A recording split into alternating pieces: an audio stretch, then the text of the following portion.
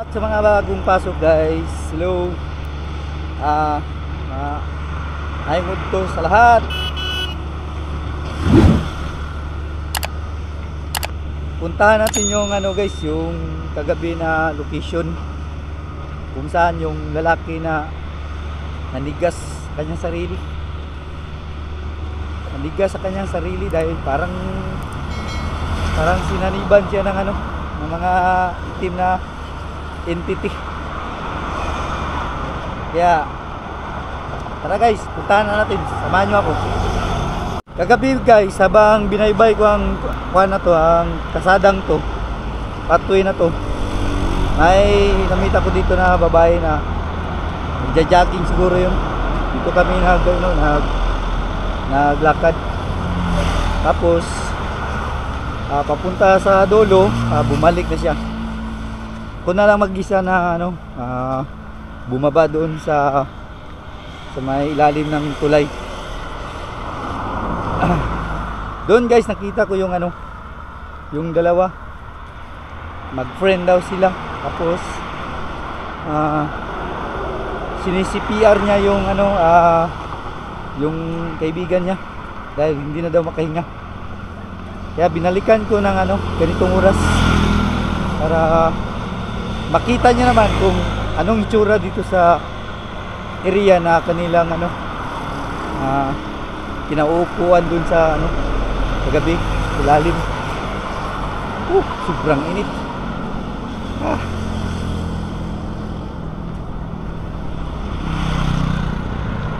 Nandito na tayo guys, oh. Dito na tayo.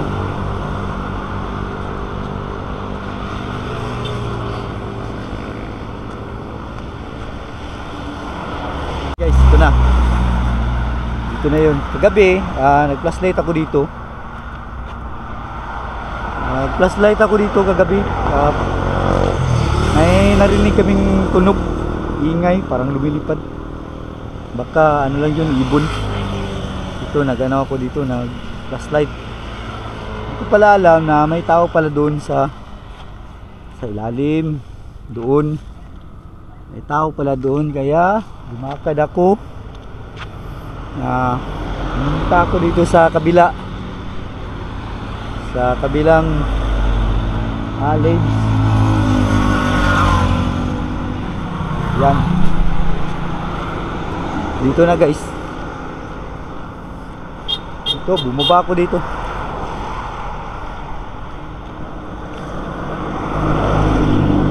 Dito kagabi, bumaba ako dito. Ganun ko dito ang ang camera, tapos bumaba ako dito. Flashlight pa ako dito.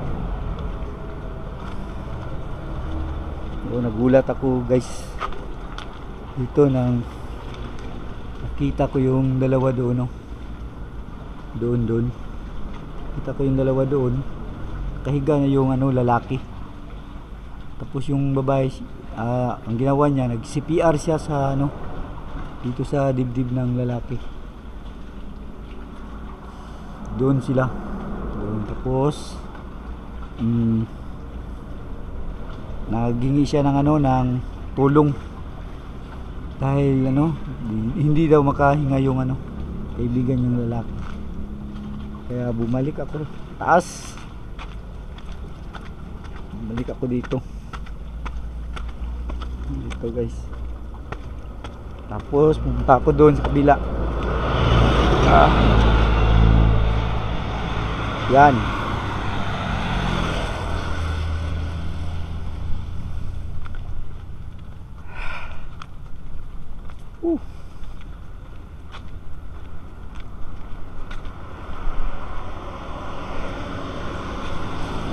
Tumatakbo pa nga ako kagabi.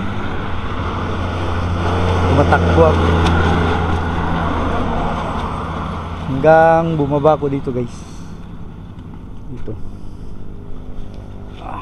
Ito, bumaba ako dito. Dala kong flashlight.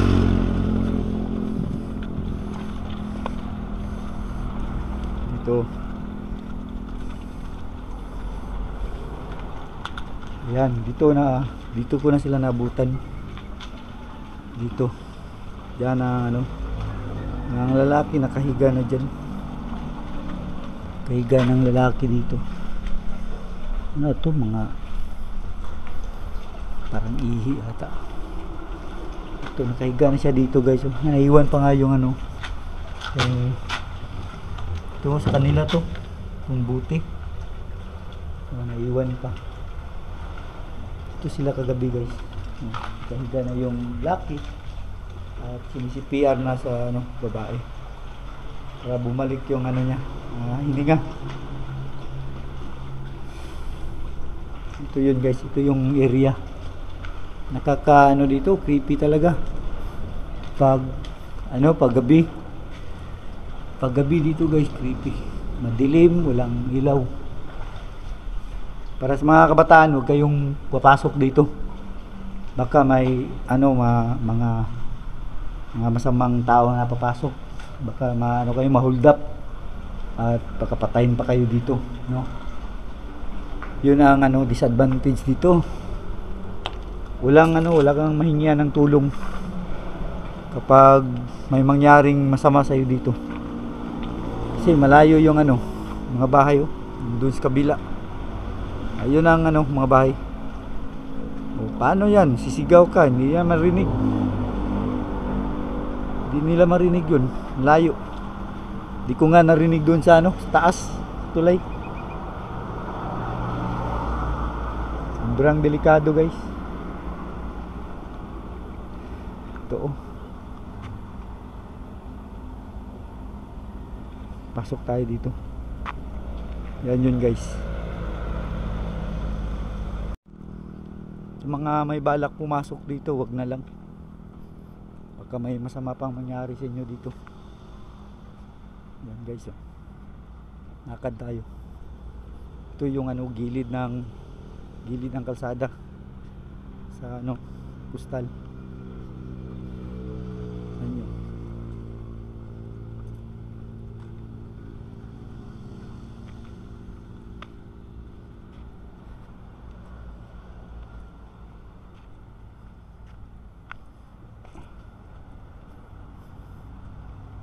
Delikado dito kung mag-isa ka lang.